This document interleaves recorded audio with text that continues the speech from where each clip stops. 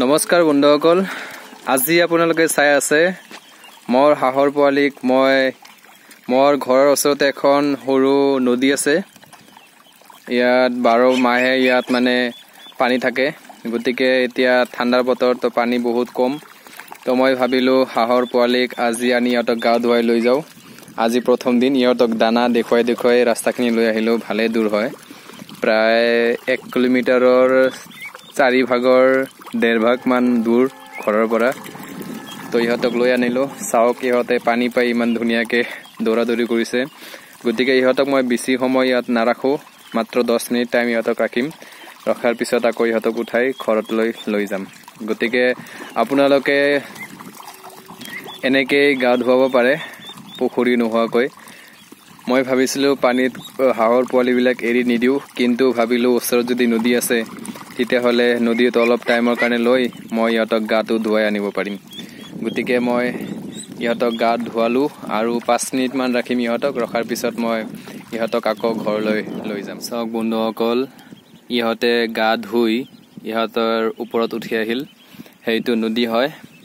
এইটো এনেকৈ লম্বাকৈ সৰু এটা নদী হয়। এই নদীত মই এইখিনি জেগাত অলপ বহল জেগা আছে, এইখিনিত মই ইহঁতক গা ধুৱালোঁ।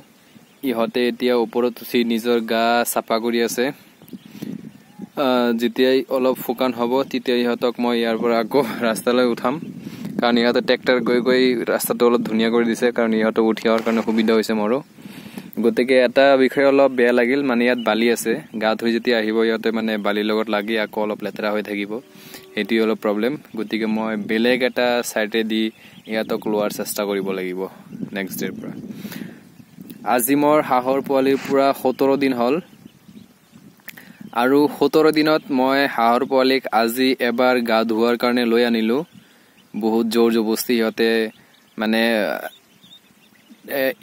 70% মানে আহে লগে মোৰ পিছে পিছে, কিন্তু সৰু কেইটা আহোঁতে অলপ মানে ইহঁতৰ অসুবিধা হয়, কাৰণ খোজকাঢ়িব নোৱাৰে। বহুত সৰু চাইজ হয় ইহঁতৰ, মানে দেহাটো ইমান নচলে, মানে সোনকালে খোজকাঢ়িব নোৱাৰে। সিহঁতে ভাগৰি লাগি মানে ৰাস্তাত বহি পৰে। আকৌ কোনোবা এটা ৰাস্তাৰ পৰা মানে ফালৰি কাটে, মানে বেলেগ পিনে যাবলৈ খোজে। যিবিলাক সৰু চাইজ মানে ইমান খোজকাঢ়িব নোৱাৰে, সিহঁত থিয় দি মানে বেলেগ পিনে যাব খোজে। সেইকাৰণে ইহঁতক মই আৰু 3 দিন, মানে মই আপোনালোকক ভিডিঅ'ত কৈছিলোঁ যে 20 দিন পিছত ইহঁতক পানীত দিব লাগে। 20 দিন পিছত পানী দিলে এইটো বেষ্ট। তো গতিকে মই আজি ট্ৰাই কৰিলোঁ। ট্ৰাই মানে কি, ইহঁতক ৰাস্তাটো মানে দেখাই দিলোঁ যে ইহঁতে যাতে 20 দিনৰ পিছত, যেতিয়া 20 দিন হ'ব তেতিয়া আনোতে যাতে ইহঁতক অসুবিধা নহয়। ইয়াৰ কাৰণে মই এইটো আপোনালোকক ট্ৰাই কৰাৰ কাৰণে এইটো মানে কৰিলোঁ। গতিকে আপোনালোকেও কৰিব পাৰে, কিন্তু একেবাৰে বেছি টাইম থৈ নিদিব। গতিকে ইহঁতক মাত্ৰ 10 মিনিট, মই 10 মিনিটৰ কথা কৈছোঁ, কিন্তু মই 10 মিনিটৰ ৰখা নাই। মই 7 পৰা 8 মিনিটমান ৰাখি ইহঁতক উঠাই আনি আছোঁ। চাওক, মোৰ পিছে পিছে ইহঁতে আহি আছে। দানাৰ থালা এটা হাতত লৈছোঁ, ইহঁতে ধুনীয়াকৈ আহি আছে। গতিকে এনেকৈ আহিয়ে থাকিব লগে লগে দানাটো দেখালে। কিন্তু এটা কথা আপোনালোকে মনত কৰিব, যেতিয়া আপোনালোকে ইহঁতক এনেকৈ আনিব চেষ্টা কৰিব, ইহঁতক কেতিয়াও খুৱাই নানিব। মানে ইহঁতক পেট ভৰাই খুৱাই তাৰপিছত ইহঁতক নদীত লৈ নানিব, কাৰণ যদি পেট ভৰি থাকে ইহঁতে আহি নাখাব, বেকাৰ ইহঁতে উল্টা পাল্টা লগাই দিব। আৰু যেতিয়া ইহঁতৰ পেটত ভোক থাকিব তেতিয়া আনিব, কাৰণ যদি ভোক থাকে তেতিয়াহ'লে ইহঁতে কি কৰিব, আপোনাৰ থালা চাই ইহঁতে পিছে পিছে দৌৰি আহি অকলে দৌৰি আহি থাকিব। গতিকে তেতিয়া আপোনালোকক খেদিব নালাগে, একো কৰিব নালাগে, আপোনাৰ পিছে এনেকৈ আহি থাকিব। এতিয়া মই আগৰ পিনে চালোঁ, আগৰ পিনে মই খোজকাঢ়ি গৈ আছোঁ। মোৰ পিছফালে ইহঁতে নিজে আহি আছে, নিজে গৈ আছে। চাওক, মই এতিয়া আগত নাই, এতিয়া এই যে ৰাস্তাটো অলপ বেকা পিনে গ'ল। যেতিয়া মই আগত যাম তেতিয়া আকৌ মোৰ পিছে পিছে চিধা যাবলৈ ধৰিব, কাৰণ মই এতিয়া আনোতেও মই এইখিনি খাব দিয়া নাই।